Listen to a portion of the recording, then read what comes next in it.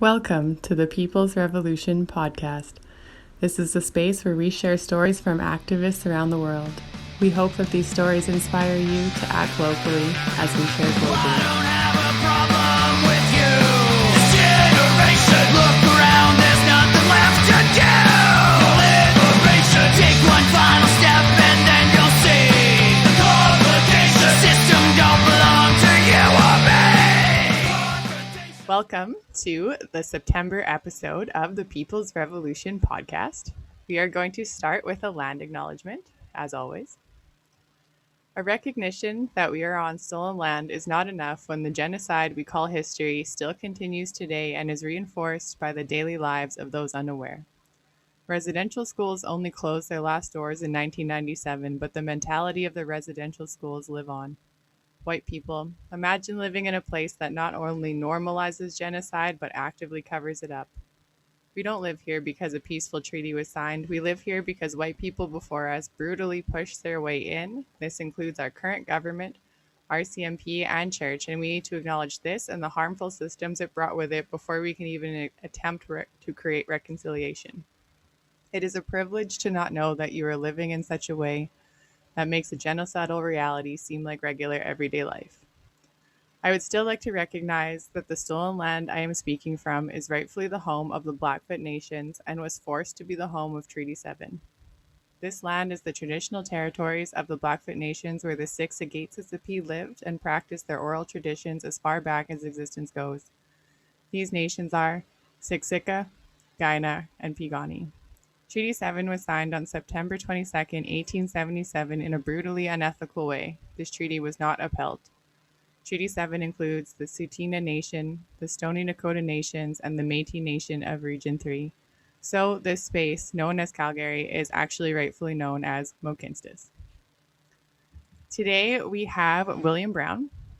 William Brown is an activist with Anti-Racist Action. Calgary Anti-Racist Action is a revolutionary, anti-capitalist, anti-imperialist organization committed to opposing far-right nationalism and all discrimination in our community via inclusive grassroots organizing. He has also been involved in other organizations over his past 7 years of activism. Hi, William. How are you? Hi, I'm good. Thank you so much for having me. And I just want to say that was like a really solid land acknowledgement. That was super good. It went like way beyond what most people just do for a land acknowledgement, just like the simple listing of the nations and so on. That was really nice. Yeah. Thanks. Good job on that one. Thank you. I was actually taught that acknowledging the treaty in itself is racist and that I should not do that. And so that created this. Yeah, that makes sense. Yeah, thank you for that. I'm really excited to talk to you today. You've been an activist in Calgary for so freaking long, and you have. No, sorry. Continue. My apologies. You're like, don't say that. And you've been involved in so many different aspects of it, and I'm just really excited to hear your story and then your story with Anti-Racist Action as well. Yeah, thank you. Sorry, I didn't mean to interrupt you there. I just get a little bit awkward when I feel like people are putting too much praise on me, I guess. I don't think I've been doing this for too long. Like maybe relatively in Calgary activist years, I got involved probably around like 2015, 2016, around then. Yeah, because I was still in high school and I graduated in 2016 because I'm like only 22. So I've been doing this for like 5 or 6 years, give or take, if that's right. I'm not good at math. But yeah, so I guess if that's been doing this for a long time, then I have been, but it's just kind of been a learning process the whole time more than anything. Yeah. Well, it is a long time. and it is important, I feel like, and I know it's always hard to accept nice things that are said about us. I get that. But today we're going to toot your horn so much. So I'd like to start with talking about you. What is your backstory? What brought you to first get involved in activism in high school? I first got involved in activism. My story isn't like that exciting, at least not at first. I got involved in politics for reasons that aren't like necessary, that aren't actually at all very like glamorous. I always had more of, or almost always had more of a leaning towards left-wing politics, at least when I entered like high school, because I've grown up in like not the greatest of conditions, all things considered. I don't really know how to word it, but like my mom unfortunately has had several accidents throughout her life, like one really severe workplace accident, and also a very bad car accident when I was young. That's rendered her like physically incapable of working.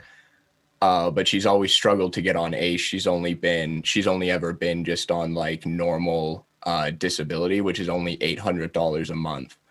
Now that I've turned 18, before that it was a little bit more. I think maybe $1,000 a month.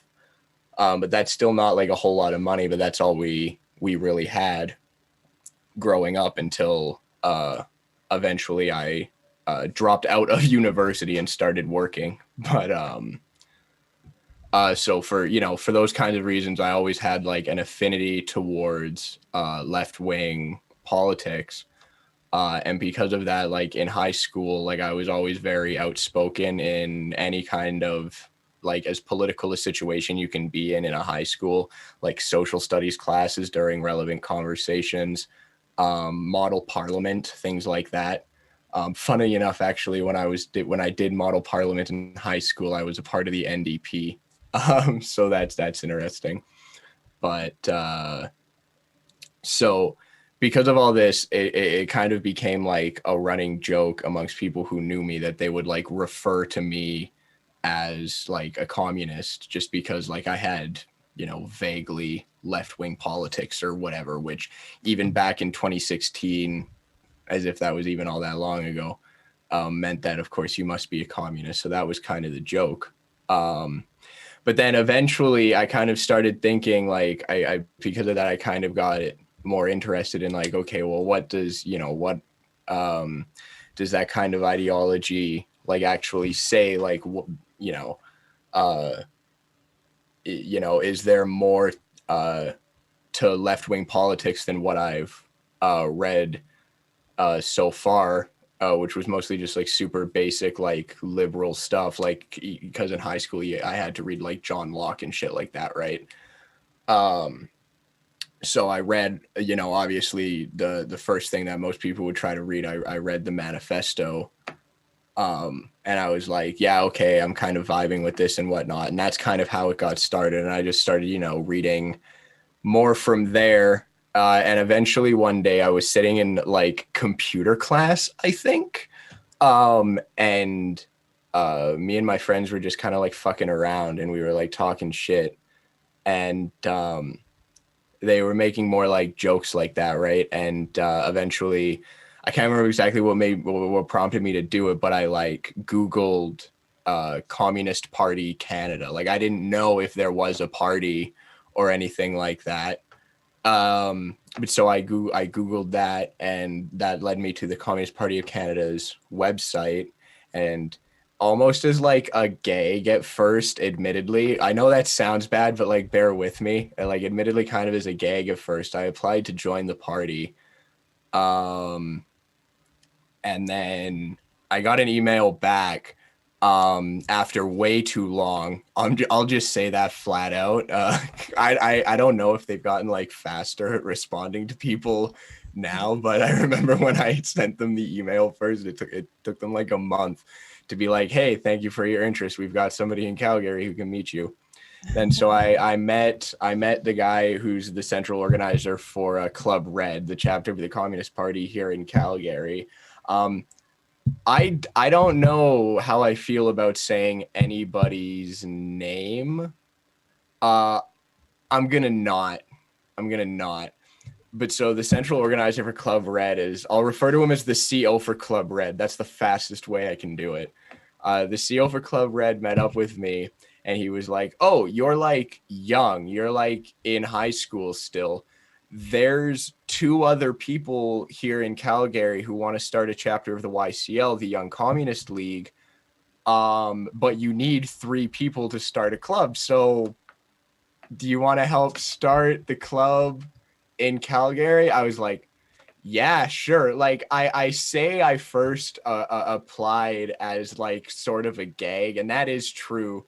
But like I don't want that. I don't want anybody to get the wrong idea. When I did get started, I did take it pretty seriously. Actually, too seriously, like right from the start. But that was how I'm starting to go like on for so long, but that was how I first got started. Which now that I kind of say it like that, kind of makes it seems like I dove head first into the deep end right away. Like I was like, I'm gonna finally get involved with like actual on the ground politics, and like I didn't join like the NDP youth or like any bullshit like that. I was just like, let's give her. And through working with the YCL, and eventually I did get invited to join the party, and I did. But so throughout my time with the YCL and the CPC, I met more and more people and started working with all these different organizations. Most significantly is Jason Devine, whose name I will say because I know he won't mind. And we'll talk about him later because him and I are doing another thing with you in the future, which we'll talk about, I'm sure, later at the end of the podcast, probably. Yes. And so, yeah, that's how I first got involved with ARA in particular, because Jason's been an organizer with the ARA since like the 90s. So him and I and a few other people, because at the time I met Jason, things had kind of been in like a slump, like when it came to like things that were going on politically. Like it had been quite some time since Occupy Calgary had happened, and things were kind of just slow, bland, however you want to call it. But they were definitely like, this feeling that it was a calm before the storm, and there were still a lot more people starting to get involved. So me and Jason had, been talking for quite some time, like a couple of months at that point, and there was, other people we knew who wanted to get involved. So we were like, fuck it, like the rest of the YCL members, some people with the CPC, and then some other people with other orgs wanted to get involved with some kind of like anti-fascist action, because this would have been just before like the things that led up to Charlottesville. If everybody remembers what happened with Charlottesville, the Unite the Right rally, Tiki torches. Yeah, the tiki torches and all that stuff. So, we founded what was like kind of like the third iteration of ARA in Calgary, which was Calgary Anti-Fascist Action, or CAFA, we refer to ourselves as. We mostly did counter organizing against various far-right groups. In the city. In Calgary, it was specifically a lot of Islamophobic groups, the Worldwide Coalition Against Islam, the 3%, the Canadian Combat Coalition, all those different kinds of groups. And eventually, for various reasons that I like don't want to get into here because it is not important, and I'm super big now on like avoiding sectarianism and like left-wing infighting on ideological grounds. I'm like super against it because that is basically what led to the implosion of CAFA. Like there were other things that happened, like some people admittedly including myself did do some like pretty egregious things, and there was a central argument between balancing like organizing democratically and security culture. And some people listening to that might be thinking like, why was that a debate? Like, why are those two things that have to stand in opposition or contradiction to one another? And in hindsight, I would agree. But at the time, there were basically like two large factions within the organization that weren't able to reconcile our differences. And the organization kind of imploded because of that. A lot of the people who were in the other sort of faction disappeared for quite some time. But I think I've had enough time to sit with it now and, get over everything that happened to say that like I'm happy to see that some of them are starting to now get at least a little bit involved again in various things. Jason Left and unity, everyone. Left yeah, unity. exactly. And from there, Jason and I basically kind of picked up the pieces, for lack of a better term, and we founded the fourth iteration, which we just refer to now again, Calgary Anti-Racist Action. And now kind of here we are. We've been focusing mostly on coalition building, if I had to say anything, like working with different organizations like SHARP, Inclusive Canada, BLM Calgary, and all that, all those sorts of organizations. And also doing some work with mutual aid groups as well. Sorry, I've been going on for like quite some time. That was like No, that's perfect. Like I that was great. thank you. I guess that was kind of more or less the story. And yeah, I don't know. I'll let you respond to anything or ask questions about anything you want now. I could definitely use like a moment here. Yeah. Well, I remember when anti-fascist action would come out, and I honestly really appreciated you as a group, like your entire group. I also witnessed, for people that are listening that didn't live in Calgary at the time or didn't like attend these things, like white supremacists and white supremacist like esque groups, like, and this means like armed white supremacists and like your regular everyday super right wing Jesus, no offense, people, white supremacists. And they would be around City Hall, in front of City Hall, doing homophobic things, doing anti-Islam things, or like whatever they wanted to call it, quite frequently. And they really made it their space. And there was counter protest, but I really loved when you guys rolled in and just told them to told them in many different ways how they were not welcome, and that was greatly appreciated. And it really does tie into things right now, because again, people that don't live in Calgary that are listening, we have a big racist problem here right now, and it's a lot of the same people, which It is is. super unfortunate. Like they went into hiding for a bit, and now they're back. Yeah, I was just about to wait for a moment to interject and point out that a lot of the people we struggled against back then, we are still struggling against now. Thankfully, not all of them. We did, I will still maintain, successfully drive off quite a few of them.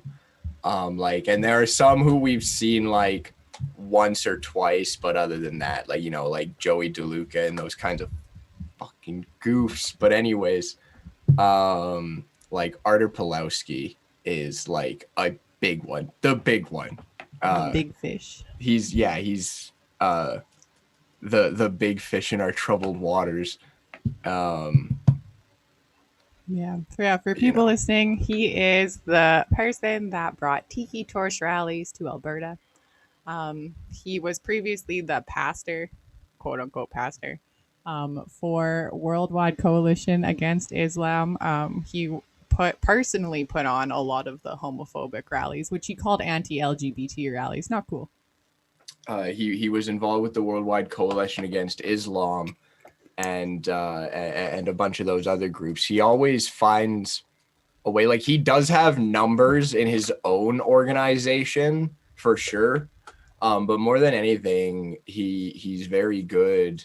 Like, I don't want to feel like I'm fucking complimenting him or whatever, but we have to admit what the people we're struggling against are doing. And I think he has undeniably been very good at like building coalitions on the other side, like amongst the far right in Calgary. Like, I think the amount of different organizations and individuals he's worked with and been involved with is like a testament to that. And boy, does he ever fucking love testaments. Yes. And it's also very important, I think, to note that people that he has platformed politically 2016, 2015 are actually in politics. Not all of them, but some of them are in there right now. And that it's just creating and for lack of a better term, it's creating the invisible empire, like just the racists floating themselves into politics. And these are the platforms that they're using to get there. And like, people listening to this podcast, if you Google his name, clicking on his stuff gives him money. It does, which is really unfortunate. But he's a really bad guy, and he's been the cause of a lot of issues here. If you want to see the sort of things that Arthur has said, like in the past, when you remember those the floods that kind of wrecked southern Alberta, not kind of did wreck southern Alberta. Oh, I remember this. He made a statement that he eventually had to take down because court, whatever. No, it's still on his website. Oh, is it still on his website? Okay, sorry, I must It's have been like thinking of something else. It's like his like sermon or whatever. Okay. He said that the floods that hit southern Alberta were like a punishment from God because Canada legalized gay marriage, right? Which is whack, obviously. It's, you know, the sort of thing that is so egregious, but we've also just gotten like unfortunately so accustomed to hearing. But no matter how desensitized we've become to it, we still like have to struggle against that sort of, you know, rhetoric in our community, especially when it's coming from somebody who has the kind of clout that Pulowski does. Yes. Yeah. And this year really amped up that clout, which is really unfortunate. So I don't feel as bad slightly adding to it right now. But it, since the tiki torch rallies and then the, you know, the closure of churches with COVID, like this person jumps on every train that's available. And this is the train that's available right now. And he took it and he exaggerated it and he filmed it and he ran with it. And unfortunately, it made international news, and it's embarrassing to be from a space where someone so fucked up is thriving. Everything that Calgary has and Alberta has gotten into international news for, which has actually been quite a bit in the last like 2 years, everything we've been in the international news for has been embarrassing. Like everything. Yep, it has been. It really has been.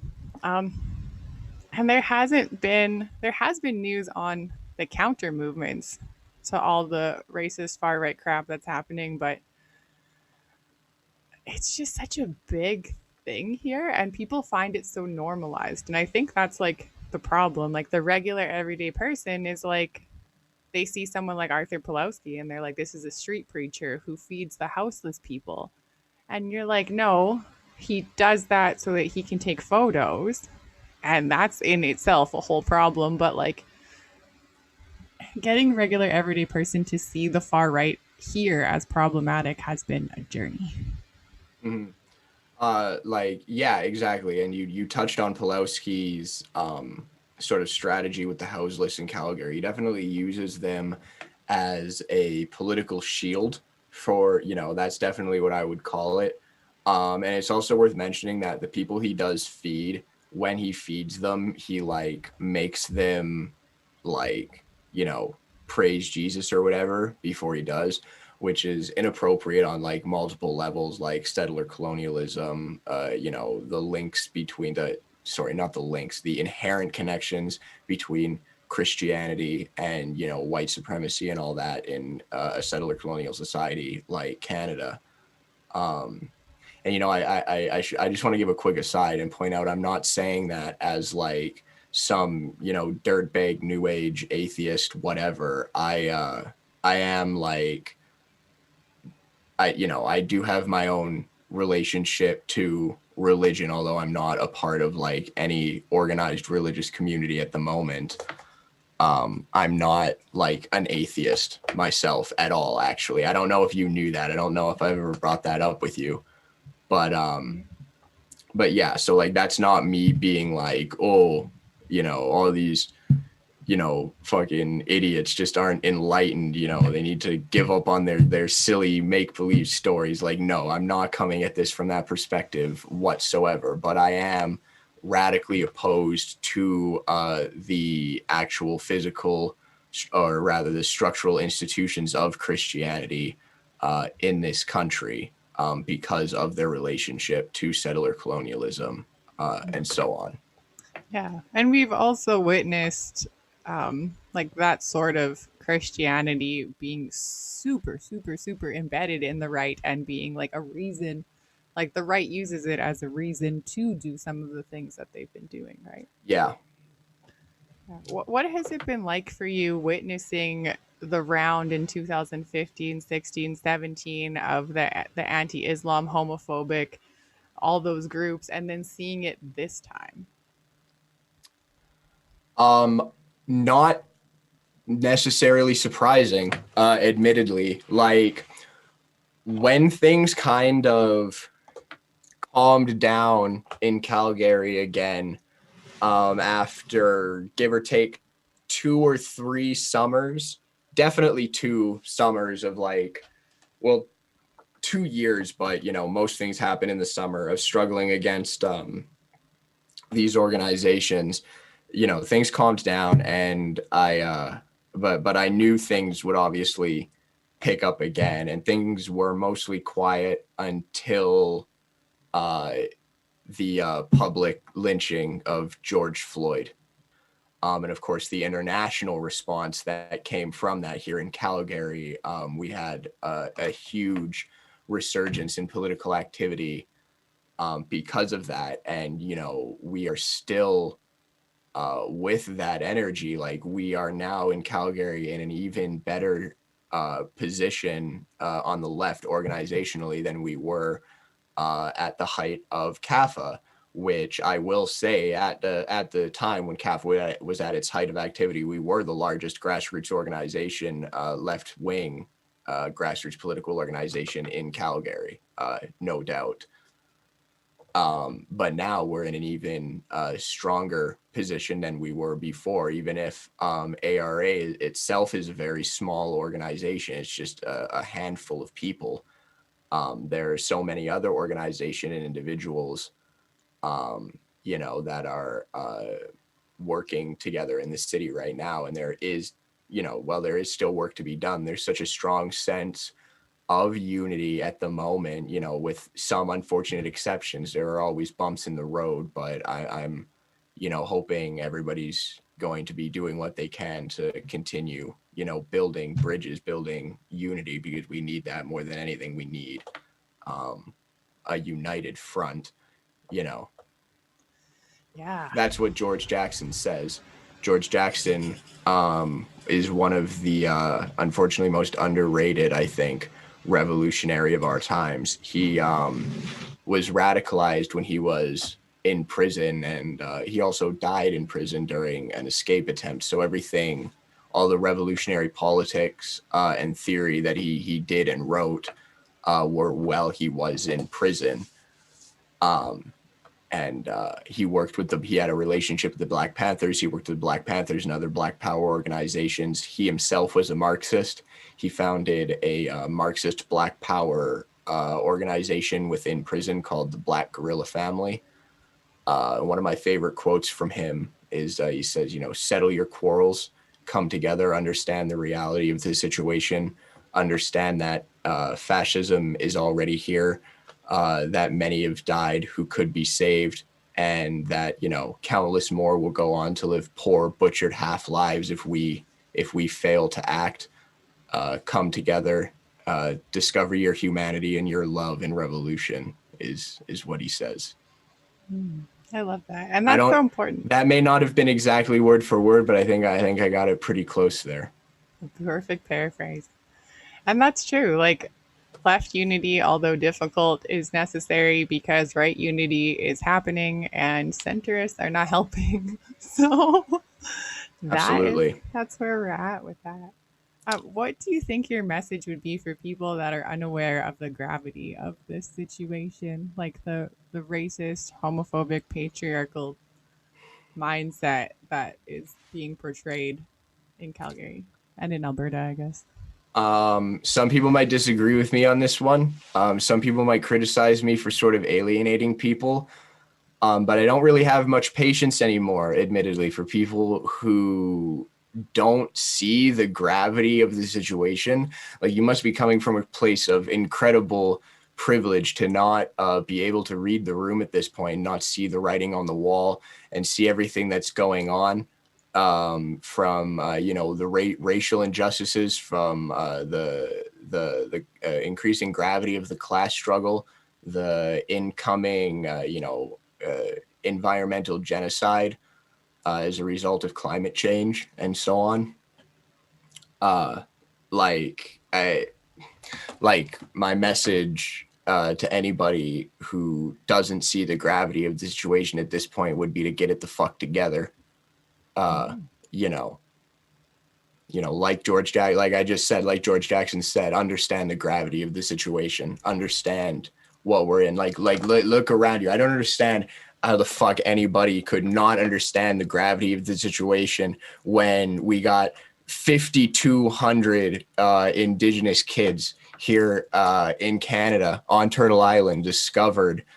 Well, I don't even want to say discovered, because it is important to note, the Indigenous people of Turtle Island, especially, they've always known those kids were there, and they've always been saying those kids were there. They knew, those kids were never forgotten. I'm going off now, but those kids were never forgotten. Families know when they're families know when their children don't come home. But now that these children are finally being actually discovered, people are starting to talk about it. It can't be ignored, and it's not history. Exactly, it's not history. And if you can't see what's going on now, the gravity of the situation, when so few of the schools have still been searched, but we've already found 5,200 more kids. than the Truth and Reconciliation has documented, which the number when we're actually done counting is going to be astronomical. That was a right talking point before. People would say things like, 4,000 isn't a genocide, but at the end of the day, first of all, yes, it is. And second of all, we have quite surpassed that number, and we're not even anywhere close to being finished. So that says a lot. Yeah, so exactly. And so from the Indigenous children to seeing how, let's take Amazon, for example. Amazon, right? They had that union vote. It failed. Investigations are still going on into whether or not Amazon themselves muddled with the vote, whether or not to unionize. We know about the horrible working conditions within these Amazon warehouses, and how so many of the people who work for Amazon need to still seek other financial assistance and so on. And yet Jeff Bezos is one of the, possibly at the moment, the richest person on earth. And he just spent, this ridiculous sum of money to go to space for however long he went into space for, a couple of minutes or however long it was. And you have a similar situation with Elon Musk. We are all these people, we are seeing the largest transfer of wealth in history, from the working class to the ruling class, the property owners like Musk, Gates, Bezos, Warren Buffett, and so on, Zuckerberg, whoever else.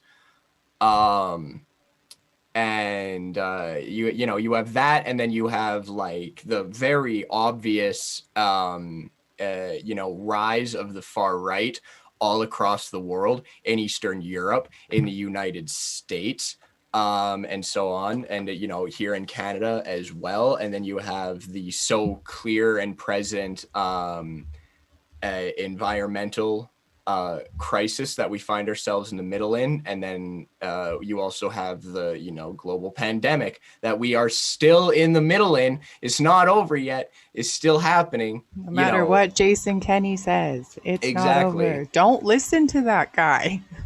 We find ourselves at what is undoubtedly like an absolute crossroads of humanity, and the choice for me is obviously very clearly between radical revolutionary change and ruin, like extinction effectively. And with all this stuff that's going on, if you're looking at all of these things that are going on and you're speaking on it, but you're not speaking about Black power, and you're not speaking about Indigenous power, and you're not speaking about workers power, then we're not speaking the same language. I don't think you're speaking about the right things. And if I can say one positive thing, that is one thing I do like about the, for lack of a better term, political climate in Calgary at the moment, is I do think in Calgary, the different organizations we've got working together, there are at the very least a lot of people who are very committed to promoting a centering of Black and Indigenous voices and actions here in the city. Although I will say, unfortunately, I would like to see more people down at the courthouse to support the organizations and the individuals who are down there protesting the continued employment of Alex Dunn. They're demanding that he be fired, and they're also demanding a large chunk of CPS's budget be defunded, and then, or rather refunded from the police and back into the community. Again, I don't really want to name individuals, but like the three organizations I would say that are behind that are Inclusive Canada, Black Lives Matter YYC, and Black People United Calgary. And Monday to Friday, 8 to 5. They're in front of the courthouse in Calgary. Yeah, like please go down and support them. I know there are a lot of other things going on right now, but if you're going to go downtown for any of the things that are happening, I seriously believe your time is best spent down there at the courthouse. I know there are like a lot of people protesting like the lifting of restrictions, which there should be people protesting that is something we have to struggle against, but they're getting good numbers. A lot of like liberals are going out to support that. So if you're listening to this, especially if you're like a political radical and you're listening to this, if you're going to go down and support anything, definitely go down to the courthouse to support them in their struggle against the Calgary, the CPS. Yes. Yeah. Done with done. And not even if you're a radical, even if you're like a liberal, like, and if you're someone who's been going down to the the anti how would you refer to what are the protests being called that are protesting against the restrictions being lifted? Pro health measure. Okay, sure, thank you. The pro healthcare measure protests. If you're someone who's been going down to those every day, please, maybe, or no, not maybe, like seriously, please take a break from that for 1, 2, 3 a week. Please just go down, support the folks who are struggling down at the courthouse. They're doing phenomenal work. And I'll be, myself, as soon as we're done here with this podcast, I'll be hopping right on a bus and going downtown to support them for the last couple of hours that they're going to be set up today. So. Yeah. And you know what? If you're gung ho on the pro health measure rally, you can go to both. They're only a few blocks from each other. Yeah, that's true. They both go on for a few hours each day. You can go to both. Yeah. Well, the pro health measure is only like an hour and a half, but they're there for Alex Dunn from 8 till 5. So lots of time before, lots of time after. Just saying, what's the reason? Yep. There's also a petition. What do you feel like with everything going on, what do you feel like is needed or necessary for actual change to happen? I think the most important thing to focus on that could bring about real change is the continued growth of grassroots organizations, and especially a focus on our ability to commit to mutual aid, and also to organize against the government when they do things that we believe are harmful to us, and that we are opposed to. As we find ourselves in increasingly extreme conditions, we're going to find that the government isn't going to take care of us. We're going to have to take care of ourselves. Lenin, in several of his works, especially State and Revolution, refers to a concept of dual power, in which non-governmental political organizations, or at least political organizations that aren't the dominant political power, working among the working class, or rather the working class working through these organizations, sort of gets to a position where there's notions of, self-sufficiency and things like that.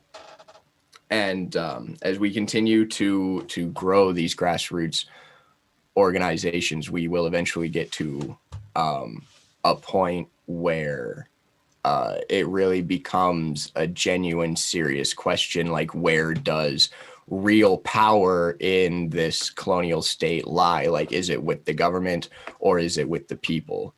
And of course, real power is always with the people. It's always in the hands of the people. It's just about organizing to actually harness that potential. Yeah. Yeah, I always say that, an intelligent society, intelligent species, and intelligent people, whatever you want to call it, would preemptively set up a social structure that would support us as we go through the revolution. Like, Mm-hmm. especially now with, like, we have social media, like, we can coordinate like we've never coordinated before. We're able to watch the revolution in real time as opposed to watching it or hearing about it in the news or like reading it in a book like 40 years later. Like, we can live stream it, we can have these conversations, we can support each other, but you just have to get over the being afraid of change part. I'd say really the sort of grand goal here, is, building this real movement which seeks to abolish the present state of things. That's what Marx and Engels say. And, that really is what has to be done. Like, that's not, for me, an exaggeration. Like, the abolition of the present state of all things is what is necessary for a just society. Like, colonialism, white supremacy, and exploitation are baked into the fabric of, every fabric of our society. And, the only way we're going to achieve a just and fair society is one in which the settler colonial state has been abolished and Indigenous nations have been reconstituted, and the means of economic productions are in the hands of those who work those means of production, and the land is in the hands of, everybody commonly. The land back. Yeah, exactly. Like, land back means land back, like nothing short of, the abolition of the Canadian state once again, and the reconstitution of Indigenous nations. Yes. Yeah. And I can't even stress enough that, like, the way that our system is set up right now in Canada just perpetuates the genocide of Indigenous people and white people. We need to freaking be real about that. Like, your everyday life, if you just live it not noticing it, you're perpetuating genocide. And I stand by that. Absolutely. 1,000%. Absolutely. I have 1.5 more questions for you. Sure. So, what is your final statement for the people? My final statement for the people, I guess I'd say, in conclusion, I encourage nothing but the struggle. If that makes sense. Like, this isn't the time for idle hands or indecision.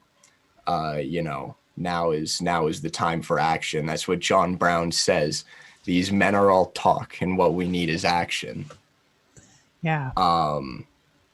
You have to get involved.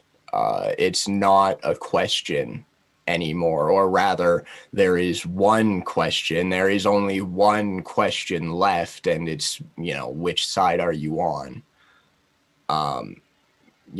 If you think you're not choosing a side, then you absolutely have to remain, so to say, in the center is to stand on the side of the oppressors. To be passive is to allow injustice to continue, and we are all guilty of the good that we don't do.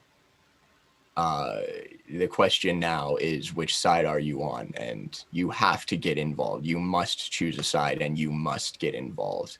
And there are endless things to get involved in, you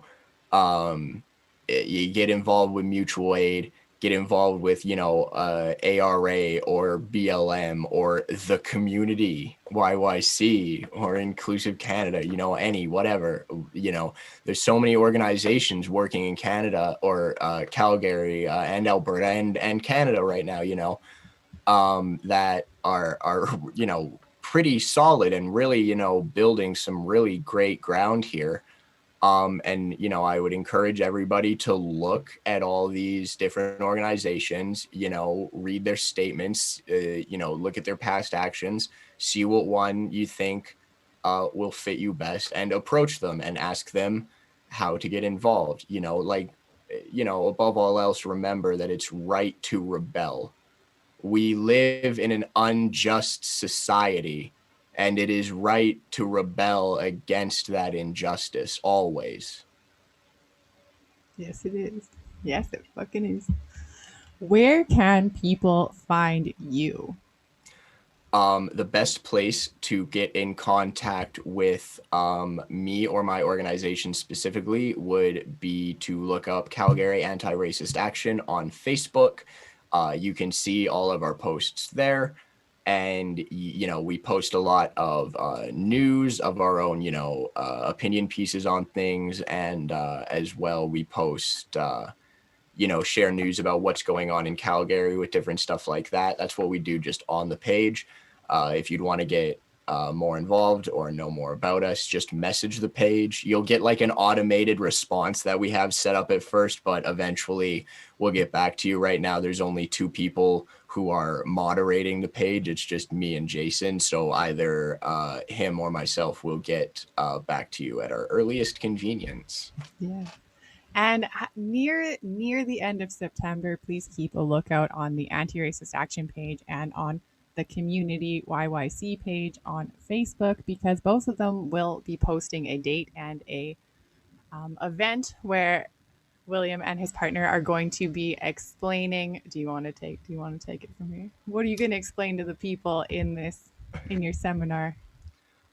We are going to be explaining the history of fascism and the opposition to it, both in world history, but also specifically here in Calgary, as well.